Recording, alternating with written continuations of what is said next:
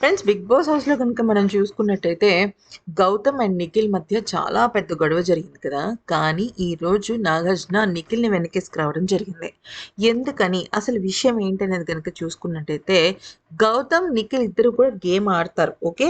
గౌతమ్ నిఖిల్‌ని కొంచెం ఫిజికల్ అవుతాడు. నిఖిల్ కూడా గౌతమ్‌ని ఫిజికల్ అవుతాడు. కానీ నిఖిల్ ఒక్క ఫేస్ దగ్గర కొట్టినప్పుడే గౌతమ్ నువ్వు చూసుకొని కొట్టు 2 సార్లు ఫేస్‌ని కొట్టావు అని అంటాడు.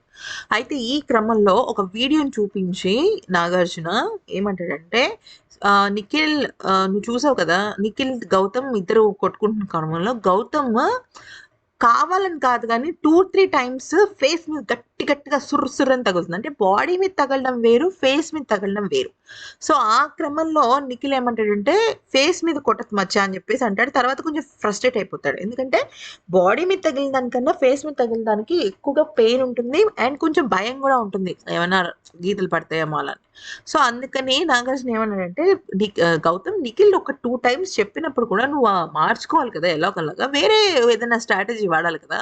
నువ్వు పద్దాక ఫేస్ మీదకెళ్తే అంటే సరే హైట్ ఎక్కువున్నాడని నాకలా అనిపించలేదు. అంటే నువ్వు అలా అనుకోకూడదు. నువ్వు కరెక్ట్‌గా గేమ్ ఆడాలి అని చెప్పేసి గౌతమ్‌కి కొంచెం వాయించడం జరుగుతుంది. వీడియో చూపించడం కూడా జరుగుతుందనమాట. ఎందుకంటే ఆ టైంలో అందరూ భయంతో చూస్తూ ఉంటారు కదా! ఇప్పుడు కరెక్ట్‌గా చూస్తున్నారు.